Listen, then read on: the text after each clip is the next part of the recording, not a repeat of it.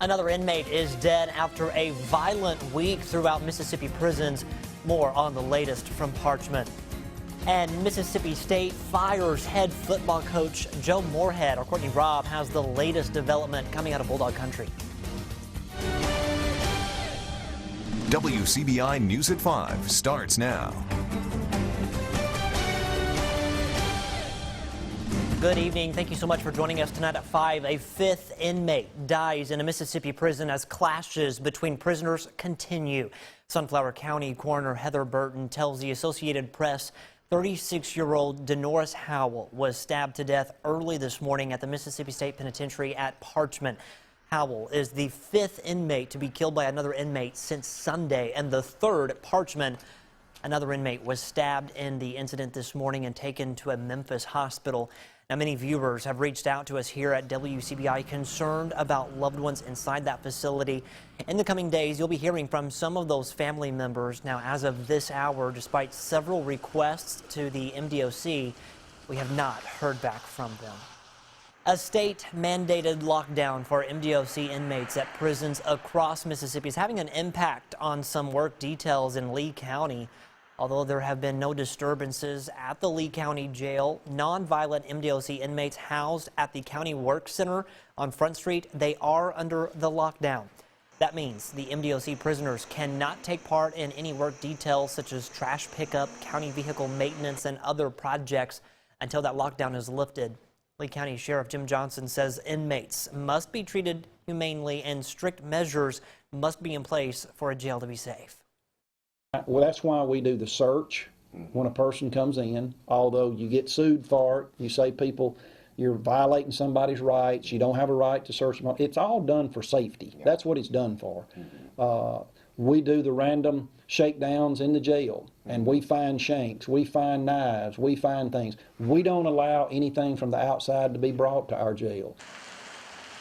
Sheriff Johnson says that inmates have any privileges when they are brought to the jail. However, any inmate who breaks the rules can lose privileges.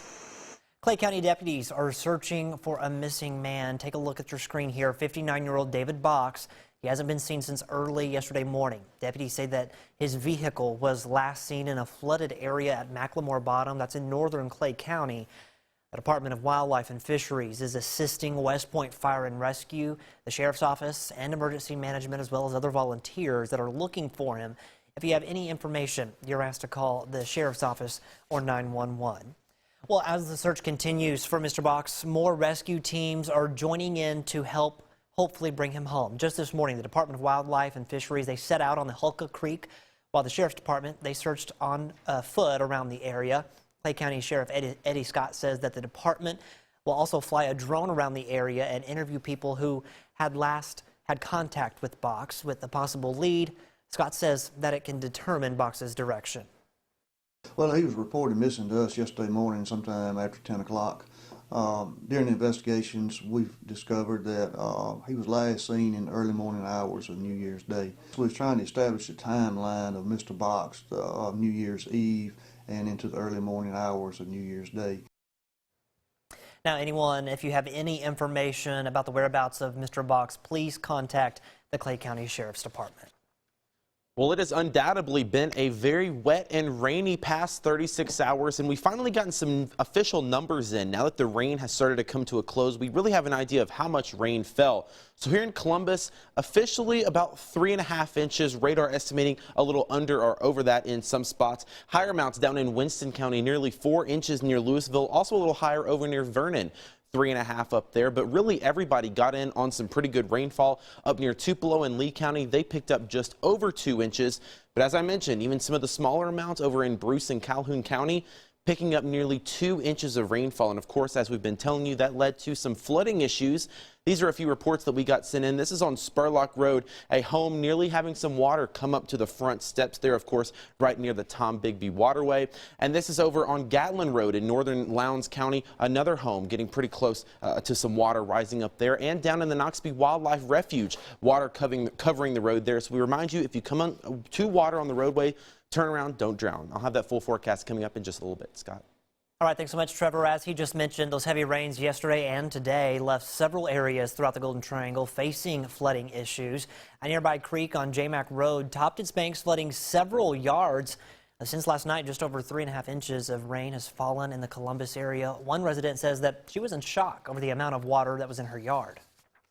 Just panicked and told my son that it's flooding and we have to get out of here. Says the water in her yard was about 3 inches deep. Our Andrea Turner, she'll have more on the flooding that residents are facing coming up tonight on WCBI News at 6. More flooding problems. Take a look here. Water is up to the front doors of several townhomes in the Fountain Square complex. This is just off of Yorkville Road in Lowndes County. Residents there tell WCBI that they've reached out to the managers at the complex, but they say they've not heard back from them. Water began rising with the strong storms that moved through the area on Thursday. The Alabama Law Enforcement Agency releases numbers during its 2019 Christmas and New Year's holiday travel period. And unfortunately, nearly 24 people were killed in crashes across the state.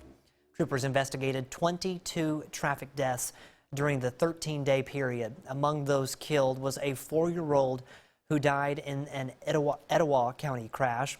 Troopers say in total 10 drivers, 9 passengers, and 1 pedestrian were among those killed. Now, one of those crashes, it happened in Pickens County, where 3 people were killed after being thrown out of their vehicle after it rolled over on Alabama Highway 32. That's just across the Noxubee County line. 5 people were in that SUV. 2 of the men killed were brothers. Lowndes County deputies are searching for the suspect or suspects who shot and killed a dog during a burglary. Deputies were called to a home on Aldridge Road Thursday for that burglary. The homeowner's dog was shot and killed. Anyone with information on the possible culprits is asked to call the Lowndes County Sheriff's Department or the Golden Triangle Crime Stoppers. In Tupelo, police there, they're searching for a suspect who ran off with thousands of dollars worth of jewelry. The suspect in the picture is accused of taking 2 gold necklaces worth $10,000. The man asked to look at the 2 necklaces, and when the K Jewelry employee handed them to him, he ran off. Surveillance video shows the suspect leaving in a black or dark gray SUV. Anyone with information on the crime is asked to call the Crime Stoppers of Northeast Mississippi. A man and woman face drug charges after a traffic stop. This one in Mathiston. Daniel Westmoreland and Holly Phillips, they're facing possession charges. Mathiston police pulled the duo over on New Year's Day. Westmoreland is charged with felony possession of methamphetamine and marijuana. Meanwhile, Phillips is charged with possession of meth. Both were booked into the Choctaw County Jail. The U.S. is sending thousands of troops to the Middle East after its targeted killing of a powerful Iranian general. The strike marks a new escalation in Washington's conflict with Tehran. Skylar Henry reports on the aftermath. President Trump spoke on camera for the first time about ordering the drone strike that killed Iran's top security and intelligence commander. Soleimani was plotting imminent and sinister attacks on American diplomats and military personnel, but we caught him in the act and terminated him. The U.S. had been tracking 62-year-old Qasem Soleimani for a number of days and decided to strike in Iraq. The general was the architect of decades of terrorist actions in the region. The U.S. blamed him for a rocket attack that killed an American in Iraq last month and for last week's attacks at the U.S. Embassy in Baghdad. What the United States did yesterday should have been done long ago. A lot of lives would have been saved. The president remained at his vacation home in Florida as the strike unfolded. He ordered the operation without congressional authorization, and lawmakers are divided in their reaction. This morning, Iran's master terrorist is dead. Republican Senator Mitch McConnell said Soleimani had operated for too long without constraint. I'm encouraged by the steps the U.S. military is taking to defend American personnel and interests from a growing Iranian threat. Democrat Chuck Schumer said no one should shed a tear for Soleimani, but questioned the long-term fallout. This action may well have brought our nation closer to another endless war. As Iran's supreme leader vows revenge, the U.S. is sending about 3,000 more troops to the Mideast and advising all other American citizens to leave Iraq immediately. Back here at home, sworn in and ready to go. October County elected leaders are now official for this term. Steve Gladney begins his third term as sheriff of Oktibbeha County. He took the oath of office this morning along with other officers of the court, including the circuit and chancery clerks. County supervisors were sworn in for their new terms as well. The November elections returned all incumbents to their offices. Circuit Judge Lee Howard performed the swearing-in ceremony, assisted by Chancery Judge Rodney Favor. Well, federal health officials are releasing an update on the current flu season. Kenneth Craig has the latest coming up next.